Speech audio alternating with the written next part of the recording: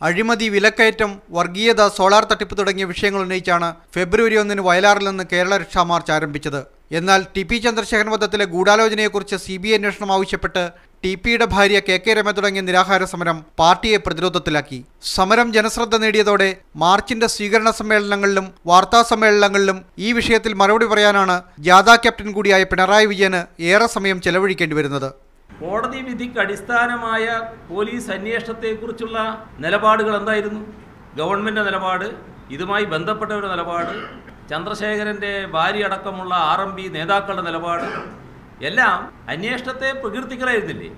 ഗൂഢാലോചന കേസിന്റെ അന്വേഷണം CBIക്ക് വിടാൻ സർക്കാർ തീരുമാനിച്ചാൽ TP വധവുമായി ബന്ധപ്പെട്ട പ്രശ്നങ്ങൾ വരും ദിവസങ്ങളിൽ വീണ്ടും ചർച്ചയാകും.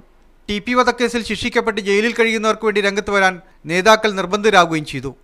രാമേന്ദ്രനും മനോജും ഇയാളുടെ വീട്ടിലേക്ക്, കുഞ്ഞനന്തൻ്റെ വീട്ടിലേക്ക് പോകുന്നത് കണ്ടു എന്നതാണ് ഈ പറഞ്ഞ RSSൻ്റെ മൊഴി, RSSകാരൻ്റെ മൊഴി. സാധാരണഗതിയിൽ ആ മൊഴി ആരും വിശ്വാസത്തിലെടുക്കില്ല. പക്ഷേ കോടതിക്ക് അത് വിശ്വാസം തോന്നിയിട്ടുണ്ട്. ഇതിനു പിന്നാലെ ലാവ്ലിൻ കേസിൽ പിണറായി വിജയനെ കുറ്റവിമുക്തമാക്കിയതിനെതിരെ CBI ഹൈക്കോടതിയിൽ നൽകിയ റിവിഷൻ ഹർജിയും ജഡ്ജിമാരുടെ പിന്മാറ്റവും ഈ വിഷയം വീണ്ടും ചർച്ചയാക്കി. TP വധവും ലാവ്ലിനും വീണ്ടും സജീവമായതോടെ സോളാർ തട്ടിപ്പും വിലക്കയറ്റവും അടക്കമുള്ള ആരോപണങ്ങളുടെ മുൾമുനയിലായിരുന്ന UDF സർക്കാരാണ് രക്ഷപ്പെട്ടത്. മീഡിയ 1 തിരുവനന്തപുരം.